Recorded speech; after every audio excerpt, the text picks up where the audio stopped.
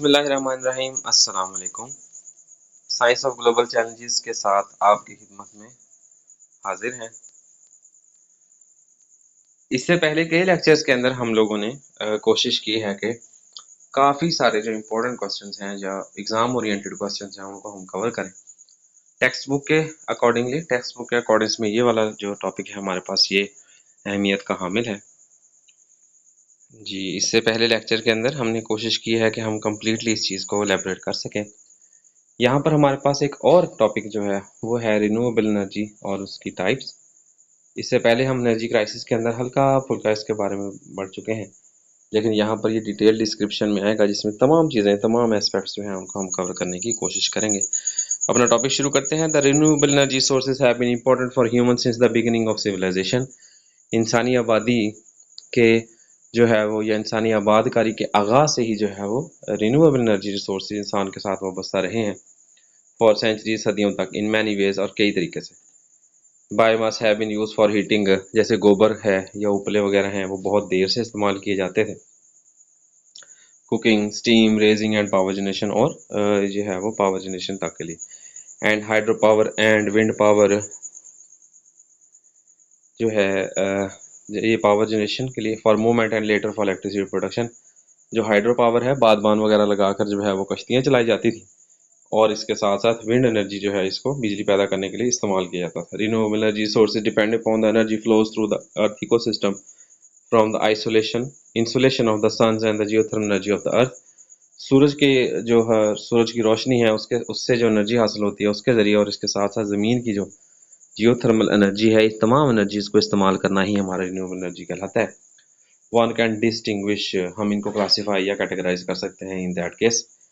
Biomass energy, ये आमतौर पर जो है plant growth driven by solar energy, तो इसमें भी बेस जो है वो सोलर रेडिएशन ही है।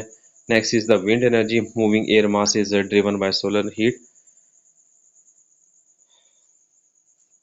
जो है वो सूरज की रोशनी की वजह से जो है वो एयर मूव करेगी, और इसके क्योंकि एयर जो है वो जो कम गैसेस हैं ये जब गर्म होती हैं तो ऊपर को उठती हैं, तो इर्द गिर्द से जो हवा है उसको कवर करने के लिए आ जाती है, तो ये भी solar energy, solar radiation driven है। Direct use of solar energy, या फिर डायरेक्टली सोलर एनर्जी को यूज़ कर लीजिए एज फॉर हीटिंग और इलेक्ट्रिसिटी प्रोडक्शन, बिजली पैदा करने के लिए या हीटिंग प्रोसेस के लिए। इसके अलावा हाइड्रो पावर्स हैं, marine energy such as heat wave energy है, मेरीन करंट एनर्जी है, एनर्जी फ्रॉम टाइडल बैरियर्स है, और टाइडल बैरियर्स वगैरह जो है उनसे एनर्जी हासिल की जाती है। So if applied in a modern way, अगर हम इसको मॉडर्न इसके साथ साथ geothermal energy from heat store in rocks by the natural heat flow of the अर्थ, ज़मीन के अंदर जो हीट पैदा होती है अंदरून के अंदर, वो हीट जो है वो रॉक्स के अंदर जो है वो स्टोर हो जाती है, वो इसी को जियोथर्मल एनर्जी कहा जाता है।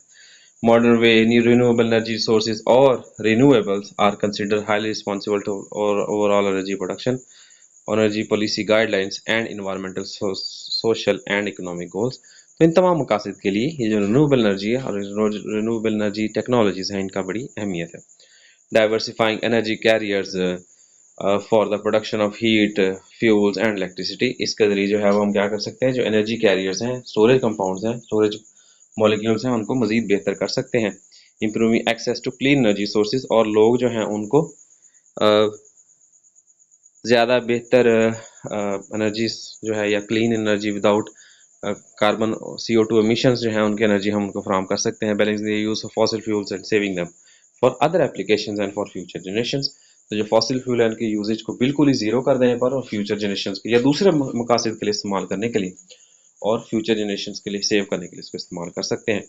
Increasing the flexibility of power systems as electricity demands changes, जो है वो पावर सिस्टम्स जो है उनकी इलेक्ट्रिसिटी प्रोडक्शन को बढ़ाया जा सकता है ताकि जो अवेलेबल डिमांड्स हैं उनको बेहतर किया जा सके। Reducing pollution and emissions from conventional energy system, जो पहले से मौजूद हमारे या जो हमारे रिवायती तरीके हैं, उन रिवायती तरीक़ों से जो पोल्यूशन पैदा होती है या जो फजलात डेवलप होते हैं, उन फजलात या पोल्यूशन को कंट्रोल करना।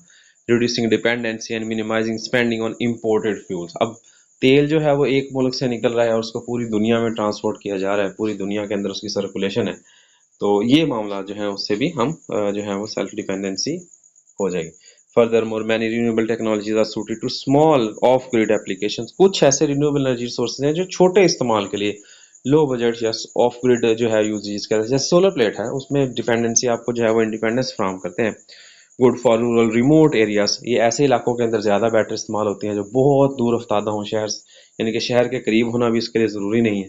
Remote areas where energy is often crucial in human development, जहाँ पर एनर्जी शुरू के आगाज के टाइम में बहुत ज़्यादा ज़रूरी भी नहीं थी। एट द सेम टाइम इसी के साथ such small energy systems can contribute to the local economy and create local jobs, ये जो है वो लोकल लेवल पर या उसी मकामी लेवल पर जो है वो बहुत सारी जॉब्स और लोगों को जो है वो रोजगार या इंडस्ट्री वगैरह फराहम करने में का बाइस बनेगा। Energy system can contribute at the same time small energy system the natural energy flows through the ecosystems are immense, ये बहुत ज़्यादा मिकदार में एनर्जी फ्लो होती है and the theoretical potential of water they can produce for human needs exceeds current energy consumption by many times, जितनी इंसान को ज़रूरत है ये इंसान की ज़रूरत से कई गुना ज़्यादा जो है वो पैदा होती है। फॉर एग्जांपल मिसाल के तौर पर solar power plants on 1% of the world desert, अगर ज़मीन के जो है वो 1% के ऊपर डेजर्ट जो है उसके ऊपर हम लोग सोलर लगा दें, the world's entire electricity demand today, तो ये पूरी दुनिया के अंदर जो बिजली की डिमांड है उसके पूरी डिमांड दुनिया की बिजली की डिमांड पूरी करने के लिए काफ़ी होंगे। पहला टेबल हमारे पास आता है, इसमें हम क्या करेंगे टेक्नोलॉजीज और इन टेक्नोलॉजीज से जो हासिल होने वाला जो हमारे पास निकलेगा फॉर्म हासिल होती है वो हम यहाँ पर करेंगे। तो यहाँ पर हमारे पास है बायोमास एनर्जी। बायोमास एनर्जी को हम कई तरीके से इस्तेमाल कर सकते हैं, जिनमें बेसिकली हमारे पास है जी कंबस्शन या डोमेस्टिक स्केल, आम घरों में इस्तेमाल के लिए बायोमास इस्तेमाल कर सकते हैं। इसके साथ है इंडस्ट्रियल स्केल पर भी इसको इस्तेमाल, घरेलू इस्तेमाल के अंदर हम इसको कुकिंग के लिए, हीटिंग के लिए, स्पेस हीटिंग के लिए, घरों वगैरह को गर्म करने के लिए जो है वो इस्तेमाल कर सकते हैं। इसके साथ साथ जो है वो प्रोसेस हीटिंग है, स्टीम, इलेक्ट्रिसिटी, इंडस्ट्रियल वगैरह के लिए ये काफ़ी ज़्यादा इस्तेमाल की जा सकती है और टेक्नोलॉजीज़ कई बेटर टेक्नोलॉजीज़ जो हैं वो अवेलेबल हैं, ये भी बहुत ज़्यादा इस्तेमाल होती है और इसके भी इसमें भी इंप्रूवमेंट के चांसेस मौजूद हैं। आगे जी गैसिफिकेशन, गैस प्रोड्यूस कर लेना, बायोगैस जिसको कहते हैं, ये पावर प्रोडक्शन के लिए, इलेक्ट्रिसिटी के लिए, हीट वगैरह के लिए, इसके अलावा डेमोन्स्ट्रेशन फेज के अंदर है, लेकिन अभी ये भी जो है वो कई सारी ऐसी जगह हैं जहाँ पर ये इस्तेमाल हो रहे हैं। इसके अलावा गैसिफिकेशन फॉर फ्यूल प्रोडक्शन है, हाइड्रोकार्बन या मैथनॉल H2 वगैरह डेवलप कर देते हैं, ये भी डेवलपमेंटल फेजेस में है, लेकिन कुछ जगह पर इनके एक्सपेरिमेंटल प्रोसेस अभी भी चल रहे हैं। Hydrolysis and fermentation, hydrolysis and fermentation के नतीजे में ये एथेनॉल बना देते हैं जो कि कमर्शियली अप्लाइड है शुगर, स्टार्च, क्रॉप्स के लिए, और इसके साथ साथ वुड जो है वो ये भी अंडर डेवलपमेंट प्रोसेस में, अंडर जो है वो अभी भी अंडर प्रोसेसिंग में है। Next is pyrolysis, production of liquid fuels. Liquid fuels production जो है उसमें बायो ऑयल्स शामिल हैं जो कि अभी पायलट फेज में, लेकिन टेक्निकल बैरियर्स में भी फिलहाल बाहर कुछ मौजूद है। पायरोलिसिस जो है, इस पायरोलाइसिस ये है प्रोडक्शन ऑफ सॉलिड फ्यूल्स, में चारकोल वगैरह डेवलपमेंट है, ये बहुत ज़्यादा इस्तेमाल होते हैं और कई सारे मामलात में जो है ये काफ़ी ज़्यादा हो गए इस्तेमाल, काफ़ी ज़्यादा हद तक, ये जैसे कोयला वगैरह है, चारकोल कोयला वगैरह, या वैसे जो ब्यूटी प्रोडक्ट्स वगैरह में चारकोल, एक्टिवेटेड चारकोल इस्तेमाल होता है वो सारे एक्सट्रैक्शन, जिसको बायोडीजल कहते हैं, ये अप्लाइड होता है, लेकिन थोड़ा बहुत जो है वो ज़मीन से क्योंकि निकलता है और एक्सट्रैक्शन के कॉस्ट्स और बाकी तमाम कॉस्ट इसमें काफ़ी महंगा पड़ जाता है। डाइजेशन में हमारे पास बायोगैस डेवलप होता है जो कि कमर्शियली बहुत बड़े लेवल पर इस्तेमाल होता है। Next comes the wind energy. Wind energy जो है ये वाटर पंपिंग या बैटरी चार्जिंग के लिए इस्तेमाल की जाती है, इसके मूवमेंट या पावर के लिए इस्तेमाल करते हैं। स्मॉल विंड मशीन्स या वाइडली अप्लाइड है, बहुत ज़्यादा मुल्कों के अंदर या बहुत ज़्यादा घरों के अंदर ये पाए जाते हैं। ऑनशोर विंड टर्बाइंस, ये बिजली पैदा करने के लिए स्ट्रिक्टली यूज़ होते हैं और वाइडली अप्लाइड कमर्शियली बहुत ज़्यादा इस्तेमाल किए जाते हैं। वाइड इसके अलावा है जी ऑफशोर विंड टर्बाइंस, ये भी बिजली पैदा करते हैं और डेवलपमेंट एंड डेमोन्स्ट्रेशन फेज में भी ये मौजूद है। आगे जी solar energy, photovoltaic solar energy conversion है जी, इसके अलावा है जी सोलर थर्मल एनर्जी, बिजली, हीट और इलेक्ट्रिसिटी डेवलपमेंट के लिए इस्तेमाल होता है, जबकि ये अप्लाइड होता है, रादर एक्सपेंसिव, थोड़ा महंगे तो हैं, फर्दर डेवलपमेंट इसमें नीडेड है, डेमोन्स्ट्रेटेड फर्दर डेवलपमेंट इसमें नीडेड है। इसके बाद हमारे पास हाइड्रो पावर है, पावर इलेक्ट्रिसिटी के लिए इस्तेमाल होता है, कमर्शियली अप्लाइड है, small and large scale application है इसकी। आगे geothermal energy, heat steam electricity के लिए, मेरी एनर्जी काफ़ी सारे।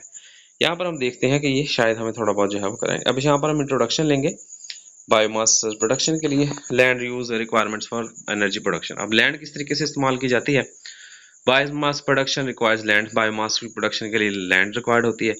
Productivity of a perennial crop, एक फसल जो हासिल किया है, जैसे विलो है, यूकलिप्टस है, स्विच ग्रास है, या कोई भी फसल जो आप लोग हासिल करते हैं, is 8 to 10 tons 8 to 12 tons of dry matter per hectare a year। हर साल का तकरीबन 8 से 10 टन मैटर चाहिए। The lower heating value LHV of dry clean wood accounts amounts for to about 18 gigajoules of a ton। ये सारी values हैं जो यहाँ पर दी गई। With ample resources and technologies eight hand for renewable energy use. इसके इस्तेमाल के लिए रिसोर्सेज बहुत ज़्यादा हैं और इसमें पोटेंशियल बहुत ज़्यादा। तो question for future development boils down to economic and political competitiveness with other energy sources. अब मामला ये आता है कि उनको किस तरीके से दूसरी तमाम जो मौजूदा एनर्जी सोर्सेज हैं, कन्वेंशनल एनर्जी सोर्सेज हैं, उनके साथ किस तरीके से कम्पीट किया जाएगा। Since the performance and cost of conversion technology is largely determined by the competitiveness of the renewables and technological development is the key। बुनियादी तौर पर जो टेक्नोलॉजी है उसकी बेटरमेंट है और जो कन्वर्जन टेक्नोलॉजीज हैं उनकी। Still the World Energy Council Shell the inter government panel on जो है climate change IPCC and several UN bodies project of growing role of renewable energies in the 21st century with major contributions from biomass, hydropower, wind and solar। तो बहुत सारी NGOs और बहुत सारी agencies जो है वो अभी भी ये मानती हैं कि बायोमास जो है 21st सेंचुरी के अंदर वो मेन गेम चेंजर के तौर पर काम करेगा, जिनमें बुनियादी तौर पर बायोमास, हाइड्रो पावर, विंड और सोलर एनर्जी शामिल है। A wide variety of technologies are available और अंडर डेवलपमेंट। बहुत सारी ऐसी हैं जो ऑलरेडी डेवलप हो चुके हैं टेक्नोलॉजी, लेकिन कुछ ऐसी हैं जो अंडर डेवलपमेंट है। To provide inexpensive, reliable, sustainable energy services for from renewables, जिनसे सस्ती, पायदार और लंबे अरसे तक चलने वाली एनर्जी फ्राहम की जा सके इन रिन्यूएबल्स के साथ। But the stage of development and the competitiveness of those technologies differ greatly. लेकिन lab level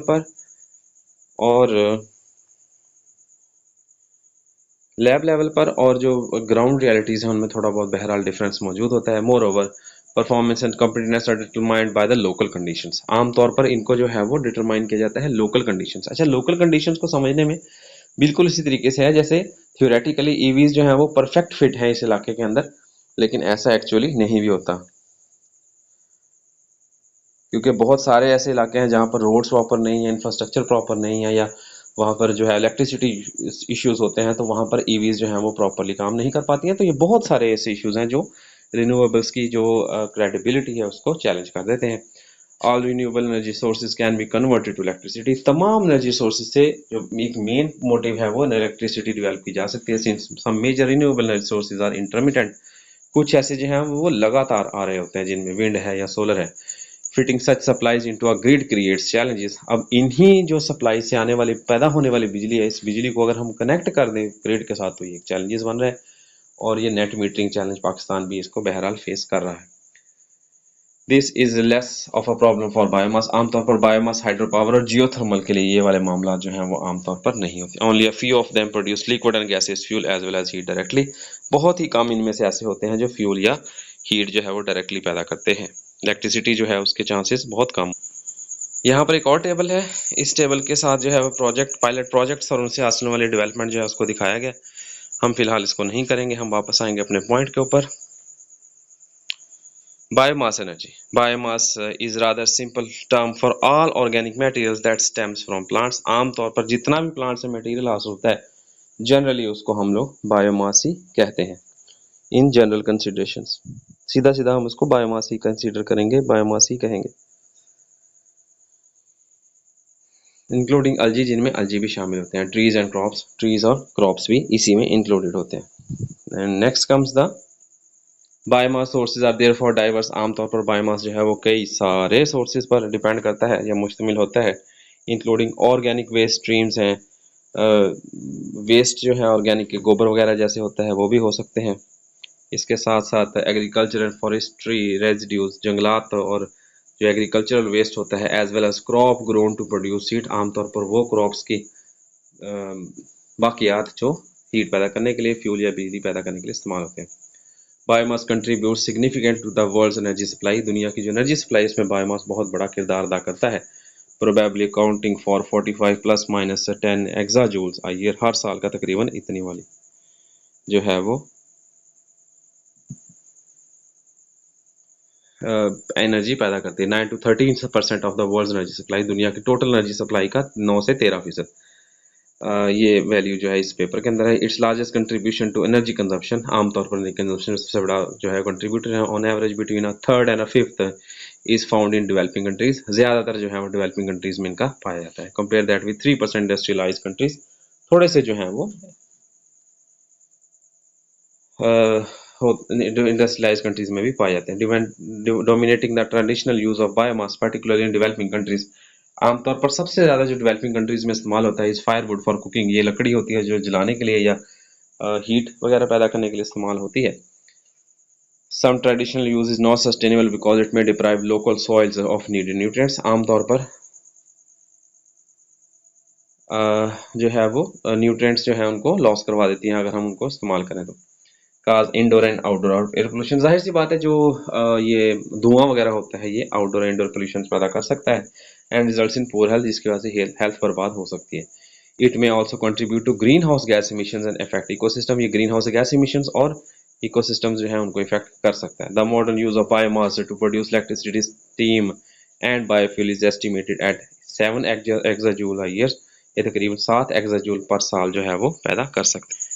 this is considered fully commercial, ये पूरे का पूरा जो है वो कमर्शियल समझा जाता है। Based on what biomass are use for productive purposes, जिससे बायोमास जो है वो यूज भी किया जा सकता है और उसको जो है वो तामीरी कामों के लिए इस्तेमाल किया जा सकता है। That leaves the traditional at 38 plus minus exajoules a year, जो कि 38 जमा नफी 10 पर साल के एक्साजूल्स के बराबर होते हैं। ये वैल्यूज दी हुई हैं मुख्तलिफ के, इतनी लेवल जो है वो एनर्जी के ये प्रोड्यूस कर सकता है। तो यहाँ पर प्रोडक्शन बताई गई है, बहरहाल ये हमारा फिलहाल टॉपिक नहीं है, इसको हम यहाँ से नहीं करेंगे। The potential of biomass energy, कितना जो है वो रखता है, दोबारा से जो है वो बयान किया गया, इसको फिर हम छोड़ेंगे यहाँ से। कन्वर्जन टेक्नोलॉजीज, अब बायोमास एनर्जी जो है वो किस तरीके से कन्वर्ट होती है यहाँ पर हम उसको देखेंगे। Production of heat in developing countries, the development of introduction of improved stoves for cooking and heating can have a big impact on biomass use। अब जो डेवलपिंग कंट्रीज हैं उनके अंदर कुकिंग और हीटिंग के लिए बेटर जो है वो स्टोव्स का इस्तेमाल ही बेहतर कर सकता है, स्पेशली इन कोल्डर क्लाइमेट्स जिन जैसे ऑस्ट्रेलिया, जर्मनी वगैरह में।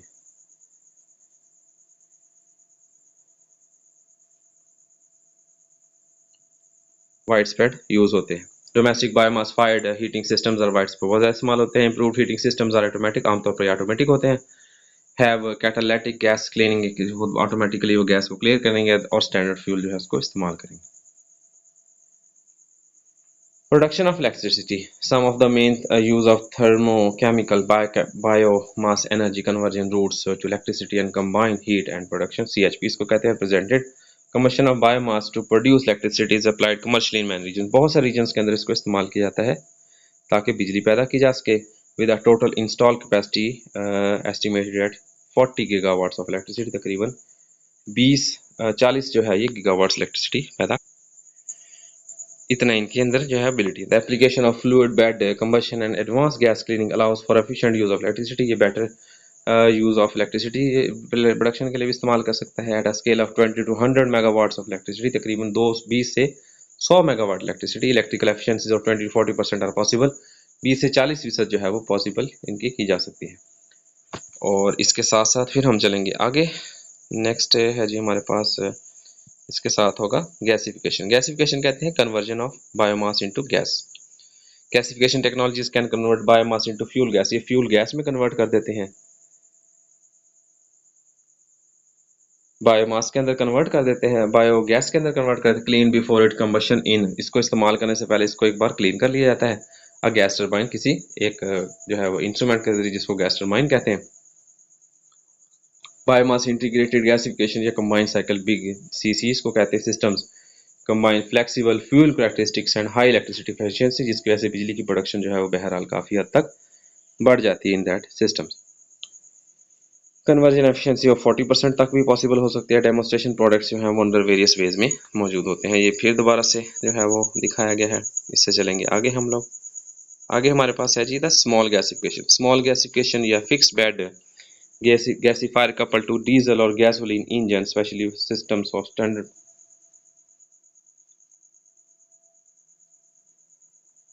ये जो है ये स्टैंडर्डाइज्ड सिस्टम्स मौजूद हैं। Biogas production, anaerobic digestion of biomass have been demonstrated and applied commercially. with success in many situations. कई सारी सिचुएशन के अंदर इसको इस्तेमाल किया जाता है, for a variety of feedstocks such as organic domestic waste, organic industrial waste, manure and sludge. कई किस्म के ऐसे मटेरियल्स मौजूद हैं जिन मटेरियल्स के ऊपर जो है वो एनारोबिक डाइजेशन के नतीजे में बायोमास जो है वो बायोगैस डेवलप की जा सकती है। गोबर वगैरह जो है उसके ऊपर भी एंजाइम वगैरह छोड़ के इसको तैयार किया जा सकता है।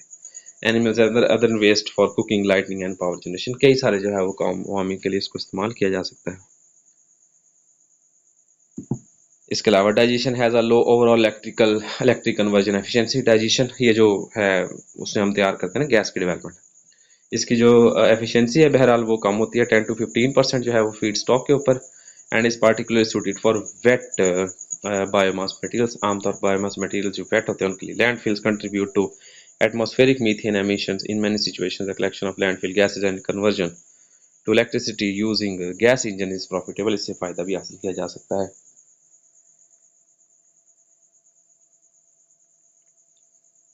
Production of liquid and gaseous fuels from biomass. अब लिक्विड और गैसेस फ्यूल्स कैसे डेवलप किए जा सकते हैं?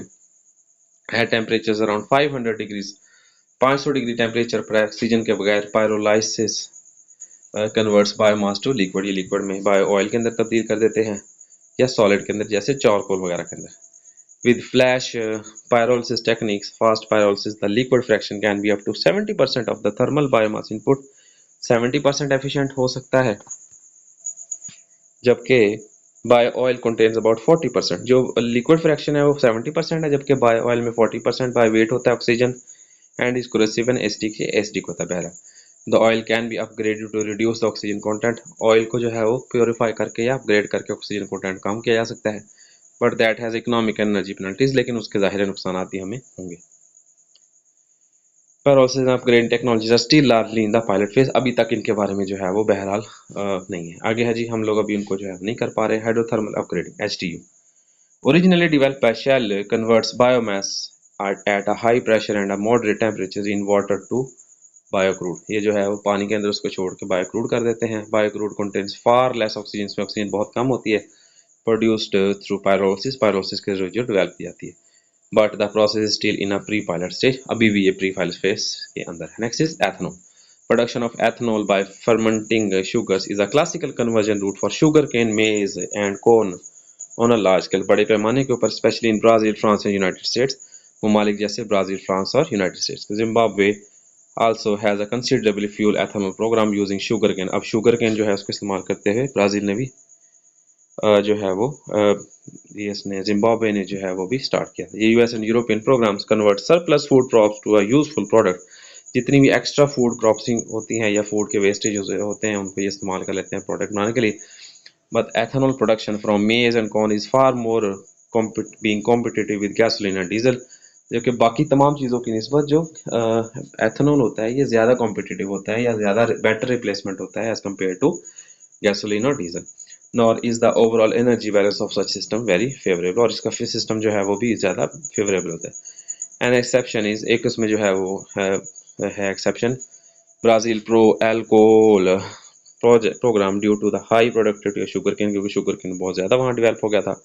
This program is discussed in some. अच्छा, ethanol can also be produced by hydrolysis of lignocellulosic biomass, a potentially low cost and efficient option. Hydrolysis techniques are gaining more development attention. ये ज़्यादा फ़ायदा हासिल कर पा रही, ज़्यादा तवज्जो हासिल कर पा रही, particular in Sweden and United States. ममालिक जैसे स्वीडन और United States. But some fundamental issues need to be, लेकिन कुछ इसमें ऐसे मामला हैं जिनके ऊपर बात होनी चाहिए। If these barriers are lowered and ethanol production is combined with efficient electricity production, जो एथेनॉल की प्रोडक्शन है इसको बिजली की प्रोडक्शन के साथ जोड़ दिया जाए फ्रॉम अनकन्वर्टेड वुड फ्रैक्शंस जैसे लिग्निन वगैरह के साथ, ethanol cost could come close to the current gradual process. इसकी जो वैल्यूज हैं ये इसके तकरीबन बराबर है, गैसोलीन के बराबर। लेकिन अभी ज़ाहिर है एथेनॉल जो है वो काफ़ी महंगा है, लेकिन अगर इसकी जो है वो कन्वर्जन कर दी जाए तो ये इसकी प्राइसेस तकरीबन बराबर आ जाएंगी हमारे जो पेट्रोल है या गैसोलीन है उस। जी, तो ये एक्चुअली जो एथेनॉल है ये दिखने में बहुत ही ज़्यादा जो है वो बेटर ऑप्शन है, बेटर अल्टरनेटिव है गैसोलीन और डीजल का। बट इसका इशू ये है कि ये काफ़ी ज़्यादा, क्योंकि इसकी प्रोडक्शन में और जो मटेरियल यूज़ होता है और इसका जो प्रोसेस है वो थोड़ा काफ़ी टाइम टेकिंग है, और जो मटेरियल्स यूज़ होते हैं इसके अंदर वो काफ़ी कॉस्टली हैं। दैट इज़ वाई इसकी जो प्राइस है फ़िलहाल वो काफ़ी ज़्यादा है। इसको कम किया जा सकता है लोअर मटेरियल्स, लोअर जो प्राइस मटेरियल्स हैं उनको कंज्यूम करके या डाइजेस्ट करके, तो उसकी प्राइस ऑलमोस्ट जो है वो इक्वल आ जाएगी with the price of diesel and petrol. Esters from oilseeds. Oilseeds such as rapeseeds can be extracted and converted to esters and are well suited to replace diesel. ये जो है ये भी diesel के रिप्लेसमेंट के तौर पर यूज हो सकते हैं। Quantities of RME, the rape methyl esters, are produced in the European Union to a lesser extent in North America, but RME requires substantial subsidies to compete with। ये भी वही है, इसमें जो है वो प्राइसिंग का इशू है जो जिसकी वजह से ये काफ़ी महंगा पड़ जाता है। Methanol, hydrogen, hydrocarbon through gasification. Production of methanol and hydrogen using gasification technologies and traditional syngas conversion processes could offer an attractive conversion route for biomass over the long term। ये काफ़ी लंबे ड्यूरेशन के लिए जो है वो बहरहाल हमें इसका एक रिप्लेसमेंट या अल्टरनेटिव फराहम कर सकता है। लेकिन although such concept received serious attention to early 1980s, 1800 जो है 1980 के अंदर ये काफ़ी ज़्यादा वैल्यूड थी। Low oil prices made them unattractive, लेकिन जब प्राइसेस ऑयल की कम हो गई इसके बाद ये value, new technology such as liquid phase methanol production combined with electricity production generation and new gas separation technologies offer lower production cost and overall high conversion efficiencies with large scale conversions। इसकी वजह से अब value जो है इन नई technologies और technological advancement की वजह से अब वैल्यू काफ़ी कम हो गई। Environmental impacts of biomass energy systems. अब biomass energy can be carbon neutral when all biomass production produced is used for energy। short carbon cycle, इसका कार्बन साइकिल शॉर्ट होता है इसलिए CO2 प्रोड्यूस नहीं होती है। but sustained production on the same surface of land can have considerable negative impacts on soil fertility। लेकिन एक ही ज़मीन से वही फसल बार बार हासिल करते रहना ये कई किस्म के जो हैं वो नेगेटिव इम्पैक्ट्स रखता है, सॉइल फर्टिलिटी को नुकसान। use of vehicles, furthermore the collection and transport of biomass increases the use of vehicles and infrastructure and the emissions of atmosphere। जाहिर सी बात है क्योंकि ये use in place of, in replacement of diesel और gasoline ही होगा, और इस्तेमाल भी उसी तरीके से होगा, और ऑटोमोबाइल्स के अंदर होगा, व्हीकल्स के अंदर होगा, वही इंजन होंगे, जिसकी वजह से कार्बन इमिशंस बहरहाल इसके जरिए होंगी ही होंगी। Erosion, erosion is a problem related to cultivation of many annual crops in many regions. बहुत सारे इलाकों के अंदर जो फसलें उगाई जाती हैं उनमें ज़मीनी कटाव एक बहुत बड़ा, या जो फ्लडिंग कंडीशंस होती हैं उनके नतीजे में होने वाली जो सॉइल इरोजन है ये एक बहुत बड़ा मामला है। The best suited energy crops are perennial. आमतौर पर इसमें वो जो है वो पोजीशन होगी, इसमें जो है वो हमारे पास होंगे क्रॉप्स, फूड प्रोडक्शन है जिनमें आमतौर पर फूड क्रॉप्स जो है वो पेरिनियल होगी, सालाना होती हैं, जो पूरा साल जो है वो कायम रहती हैं, बजाय इसके कि 6 माह वाली फसलों को हम इस्तेमाल करें। Which much better land covers than food crops. आमतौर पर ये जो हमारी फसलें होती हैं या नकदावर फसलें होती हैं, जो खुराक वाली फसलें होती हैं उनकी निस्बत खुर्दनोश वाली। And during harvest the removal of soil can be kept to a minimal. और इससे जो मिट्टी है वो कम से कम जो है वो यूटिलाइज होगी, इस्तेमाल होगी, since the roots remain in the soil, और इनकी रूट्स जो हैं वो सॉइल के अंदर ही रहेंगी। Next is the water use. Increase water use causes bye additional demand of vegetation. ये सारे वो हैं नेगेटिव इम्पैक्ट्स या इफेक्ट्स जो उसके ऊपर हो सकते हैं, जो कि इसकी एफिशिएंसी को मजीद जो है वो इस टेक्नोलॉजी को मजीद कम कर देते हैं। Next is agrochemicals. Pesticides affect the quality of ground water and surface water. अब जाहिर है फसल है तो फसल उगाने के लिए हमें उसके ऊपर जो है वो पेस्टिसाइड यूज करने पड़ेंगे, फर्टिलाइजर यूज करने पड़ेंगे।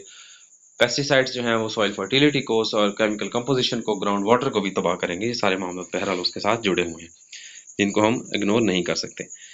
ये काफ़ी ज़्यादा डिटेलिंग में चले गए हैं, फिलहाल हमने इस जो है उसमें नहीं जाना, हम चलेंगे नेक्स्ट सिस्टम के ऊपर, कोशिश करेंगे एक सिस्टम और हम यहाँ पर जो है वो कवर कर लें। नेक्स्ट सिस्टम जो है वो हमारे पास आएगा, that would be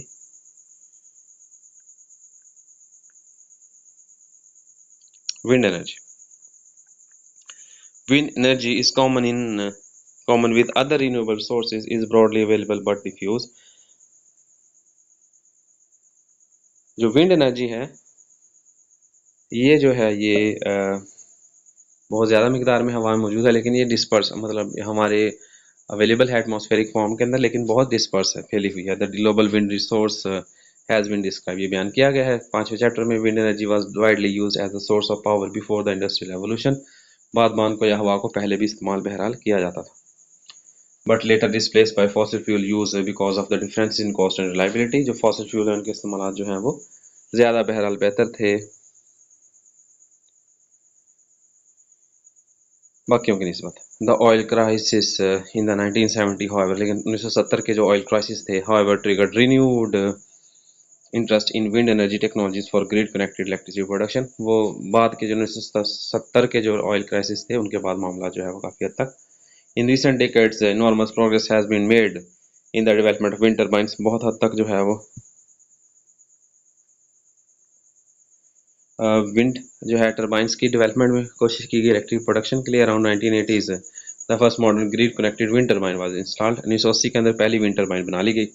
in 1990 about 2000 megawatts of grid connected wind power was operational in the world. 1990 तक यानी कि सिर्फ 10 सालों के अंदर 2000 मेगावाट बिजली जो है वो ग्रिड कनेक्टेड सिस्टम्स के अंदर पहुंच चुकी है। Potential of wind energy, technical potential of onshore wind energy to fulfil energy needs very large. ये बहुत ज़्यादा जो है वो इसकी जो है वो डिमांड काफ़ी ज़्यादा है, 20,000 से लेकर 50,000 टेरावाट आवर्स आ ईयर तकरीबन। The economic potential of wind energy depends on the economics of wind turbine systems end of the alternative options, और इसकी जो अल्टरनेट ऑप्शंस हैं उनके ऊपर। अपार्ट फ्रॉम इन्वेस्टमेंट कॉस्ट, इसका जो खर्चा होता है स्टार्टिंग के ऊपर, the most important parameter determine the economics of a wind turbine is the annual energy output, कि उससे हमें फ़ायदा कितना हासिल हो रहा है। बहरहाल in turn determined by such parameters as average wind speed, बुनियादी तौर पर हम इसको कौन सा जो है वो पैरामीटर, विंड स्पीड कितनी है एनुअल है, इसके साथ स्टैटिस्टिकल विंड स्पीड डिस्ट्रीब्यूशन है, टर्बुलेंस इंटेंसिटीज है, वगैरह वगैरह। The power in wind is proportional to the third power of the momentary wind speed, जो हवा चल रही है उसका थर्ड होता है ये जो विंड पावर होती है। Because of the sensitivity to wind speed, speed की जो है वो काफ़ी सेंसिटिव होता है। Determine the potential of wind energy at a specific side is not straightforward, ये इतना भी सीधा जो है वो मामला नहीं होता। more accurate meteorological measurements and wind energy maps and handbooks are being पर ये सारी ऑलरेडी हम लोग जो है इसको कर चुके हैं। Project developers in densely populated countries the best sites on land are occupied, सबसे बेहतरीन जगह जो है जहाँ पर हवा सबसे ज़्यादा होती है उनको ऑक्युपाई किया जाता है। Public resistance make it difficult to realise a new projects is accepted at acceptable cost, आमतौर पर लोग जो है वो इस चीज़ को पसंद नहीं करते क्योंकि उससे शोर आता है, जिसकी वजह से जो है वो इसको इसकी और उसकी जो है वो जो ज़मीन है वो उतनी मखसूस वैल्यू पर मखसूस कीमत पर दस्तयाब भी नहीं होती। That is why Denmark and the Netherlands are developing offshore projects, यहाँ पर डेनमार्क और नेदरलैंड्स के अंदर काफ़ी ज़्यादा है। Despite less favourable economies, Sweden और यूके जो है वो ऑफशोर को ज़्यादा कर रहे हैं प्रेफर, तो इसलिए ऑनशोर जो है उन होती है, ऑफशोर इनके ऊपर होती है। Resources offshore are much larger than those on onshore, जो रिसोर्सेज हैं वो काफ़ी ज़्यादा हैं, but to be interesting they have to be close to electric infrastructure, लेकिन मामला यह है कि इंफ्रास्ट्रक्चर के करीब होना चाहिए। अ कॉम्प्रिहेंसिव स्टडी, ये हम छोड़ेंगे इसको फिलहाल। इंस्टॉल्ड विंड पावर की डेवलपमेंट जो है वो लगे लगाए की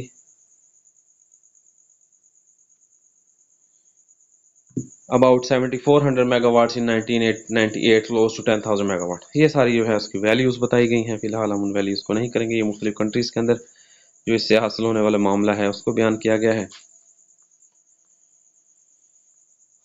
Technology development. Wind turbine become larger. From the beginning of the modern wind turbine energy era in the mid 1970s, there have been gradual growth in the unit size of the commercial machine.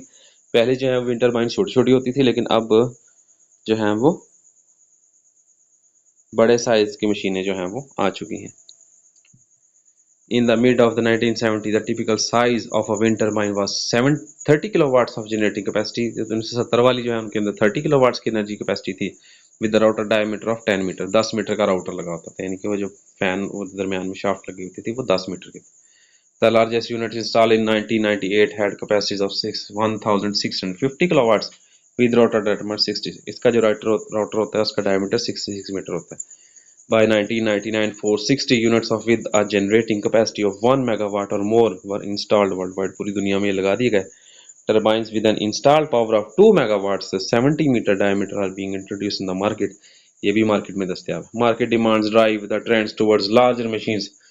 Market supply के तहत, market demand के तहत बड़ी बड़ी machines जो हैं, बड़े बड़े डायमीटर वाली मशीन्स जो हैं वो मंगवा ली गई हैं, बना ली गई. Less visual impacts on the landscape per unit of the install power.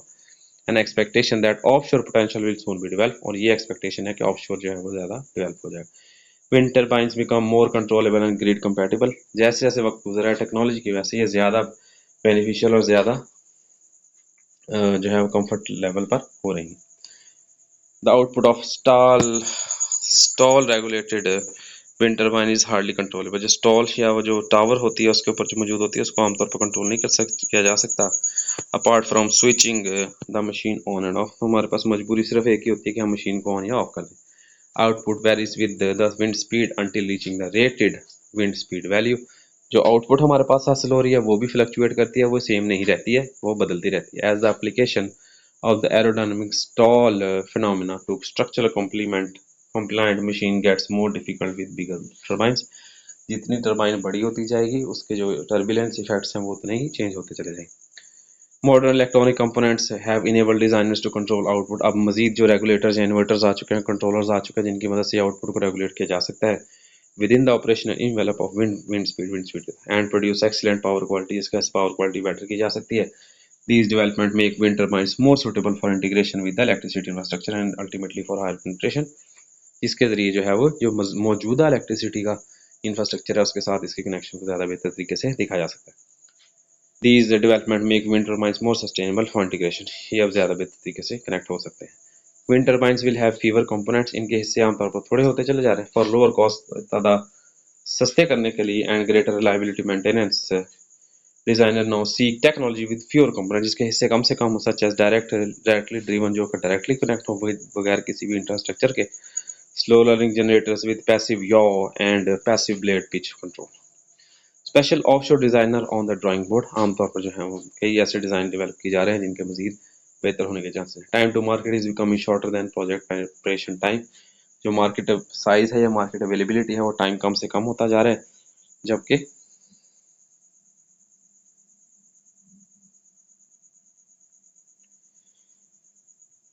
although there is a temporary shortage of supply of wind turbines in some countries. कुछ ममालिक के अंदर अभी भी wind turbines बहुत कम है. competition among manufacturers is fierce, जबकि competition बहुत ज़्यादा है. One way to become more competitive is to keep implementing innovations and component improvements to reduce cost. बार बार जो है innovation technological advancement करना जो है ये cost को बहरहाल कम कर सकता है. System aspects. Wind turbines deliver energy but little capacity. Energy तो ये पैदा करते हैं बहरहाल, लेकिन इतना ज़्यादा स्ट्रक्चर लगाने के बाद जो कैपेसिटी है वो बहरहाल बहुत कम होती है. Because wind energy is intermittent, ये हर वक्त लगातार आ रही होती है. Wind turbines mainly deliver energy. आमतौर पर एनर्जी तो ये कॉन्स्टेंटली सप्लाई करते हैं लेकिन उसकी वैल्यू बहुत कम होती है. ऑफन 20% और less of the installed wind power. Total जितना जिस एक्सपेक्टेड हमने वैल्यू के लगाया उसका 20% तक या उससे भी कम. And this percentage falls when the penetration of wind turbines increases. अगर विंड टर्बाइन की पेनिट्रेशन बढ़ जाएगी तो इससे ये वैल्यू मजीद कम हो जाएगी. Requiring even more backup power for reliable energy supply. इसके लिए ज़्यादा बैकअप की ज़रूरत होगी ताकि हमारा सिस्टम जो है वो कंटिन्यूसली रन हो सके. But wind generated electricity can be transform from intermittent to base load power if it is combined with से कंप्रेस्ड एयर एनर्जी स्टोरेज. अगर इसे कंप्रेस्ड एयर एनर्जी स्टोरेज के साथ जोड़ दिया जाए तो फिर ये जो है वो थोड़ा बहुत रख सकेगा. ये इसके कुछ कॉस्ट्स जो हैं वो बयान की गए हैं और इसमें भी मज़ीद बहुत सारे सिस्टम जो थे वो मौजूद हैं. और बहरहाल ये था हमारा लेक्चर जिसके अंदर हमने बायोमास और विंड एनर्जी जो है टेक्नोलॉजीज़ और उनके जो प्रोज एंड कॉन्स हैं उनकी स्टडी की और कोशिश किया कि इनको हम लोग अच्छे तरीके से देख सकें, इनके प्रोज एंड कॉन्स को देख सकें और उनकी वेल बींग्स को देख सकें. उम्मीद है कि ये लेक्चर आपको पसंद आया होगा. अगर आपको ये वीडियो पसंद आए तो चैनल को सब्सक्राइब कीजिए, वीडियो को लाइक कीजिए और कमेंट करके बताएं कि आपको ये वीडियो कैसी लग रही है और हम मज़ीद किन टॉपिक्स के ऊपर वीडियोस बनाएं ताकि हमारे लिए जो है वो उन टॉपिक्स की इनसाइट्स आप लोगों के लिए उन टॉपिक्स की वीडियोस जल्दी से जल्दी जो है वो पहुंच सके। बहुत सारा डाटा जो है वो अभी भी पाइपलाइन में मौजूद है। फर्स्ट ईयर केमिस्ट्री है, फर्स्ट ईयर की बायोलॉजी है, फर्स्ट 9th क्लास की बायोलॉजी है, 9th क्लास की केमिस्ट्री है, 10th क्लास की बायोलॉजी है, 10th क्लास की केमिस्ट्री है, जो कि कुछ ही अरसे के अंदर अंदर वीडियोस जो है वो आना शुरू हो जाएंगी। तो आपसे गुजारिश है कि इस चैनल को सब्सक्राइब कर दें, वीडियो को लाइक कर दें और कमेंट करके बताएं कि आप मज़ीद कौन से टॉपिक के ऊपर वीडियो जो है वो देखना चाहते हैं। तब तक के लिए अल्लाह हाफ़िज़।